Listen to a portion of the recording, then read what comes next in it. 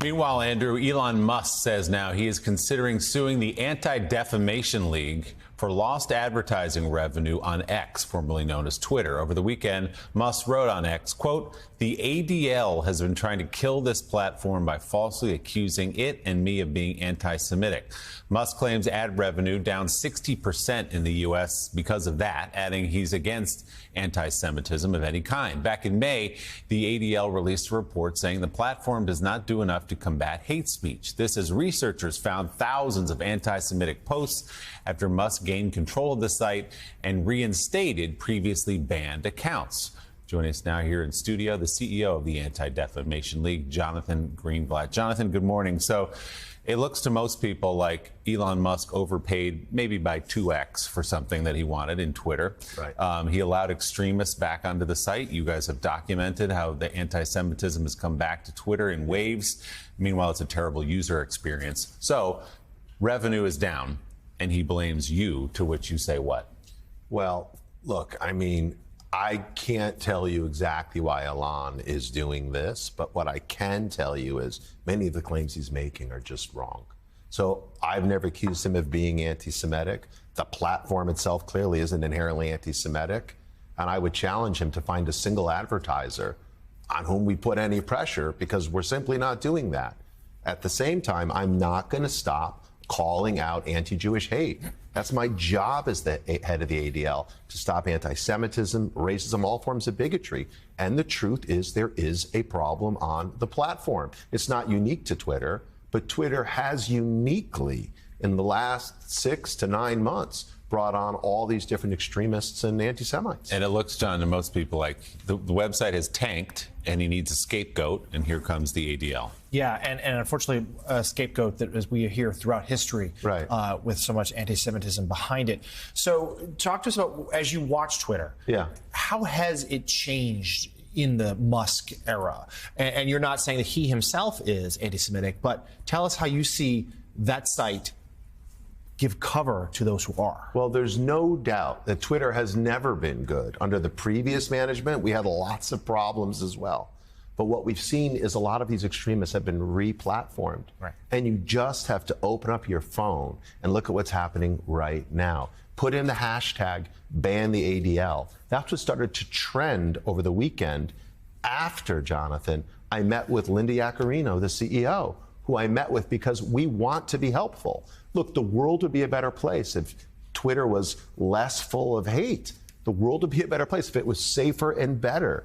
But after I met with her and tweeted out that that meeting had happened, the white supremacists went wild. And what's scary is this is happening in a moment when anti-Semitism is at a historic high. We had Nazis marching openly in Florida this weekend, chanting, ban the ADL. What they brought to their march came literally from Twitter. Yeah, it was unbelievable. So Andrew Ross Sorkin, help me out here. And tell me where Elon Musk is in regards to X, Twitter X. I remember beforehand on the show asking Kara Swisher, why would he do this? This makes absolutely no sense for him business-wise. This is a nightmare. He shouldn't do this. Why aren't people stopping him from doing this? Why aren't his lawyers stopping him from doing this? This is going to be a nightmare.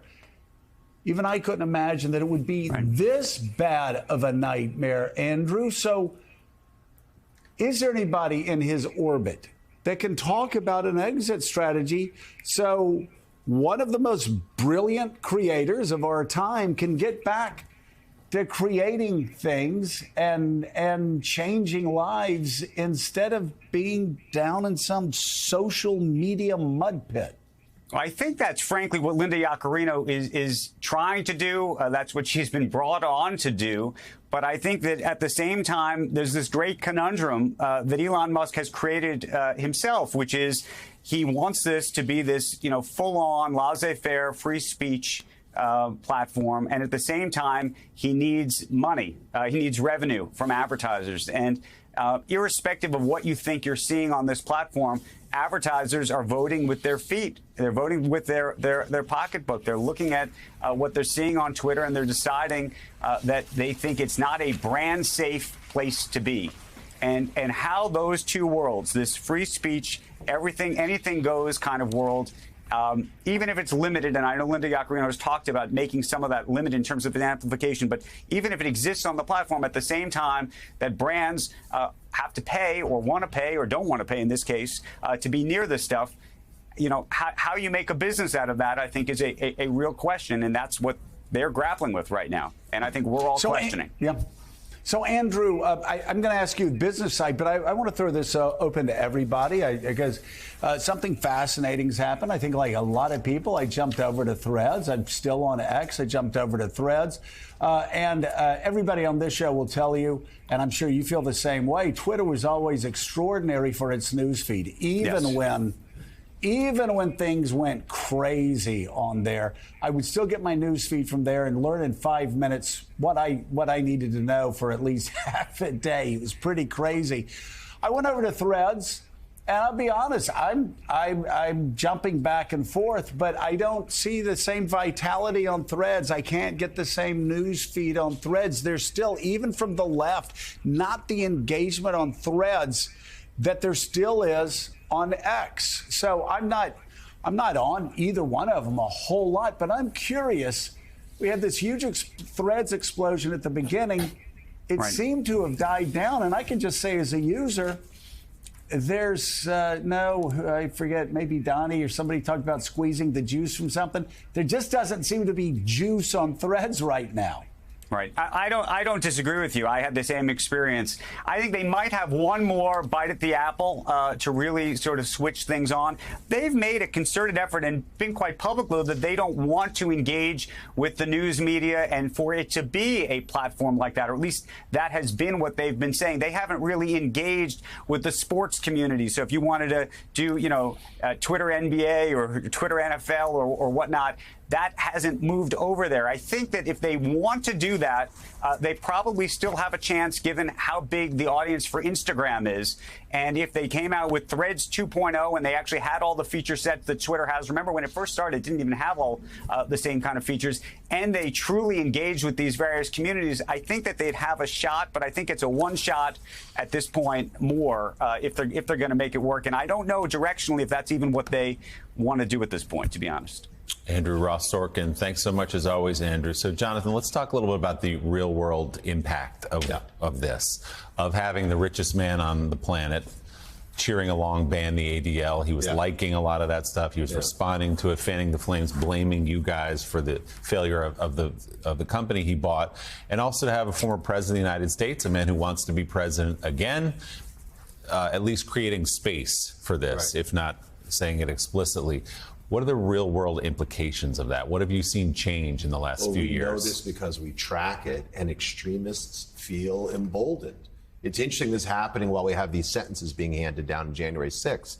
But the reality is QAnon enthusiasts, conspiracy theorists, hardened anti-Semites, all of these types of people who were under rocks before are now out in the open. And so again, when you have Nazis chanting ban the ADL, when you have swattings of synagogues, when you have bomb threats against Jewish institutions, and the Jewish holidays of Rosh Hashanah are just a few weeks away, that's why the community is on edge, and that's why ADL will not shrink. We will not hesitate. We will be ferocious in fighting hate. And the empty threats and frivolous lawsuits, they don't scare us. And, like you said, Elon Musk truly is the wealthiest man in the world. He's one of the most brilliant innovators of our time. He controls one of the most powerful media platforms on the planet.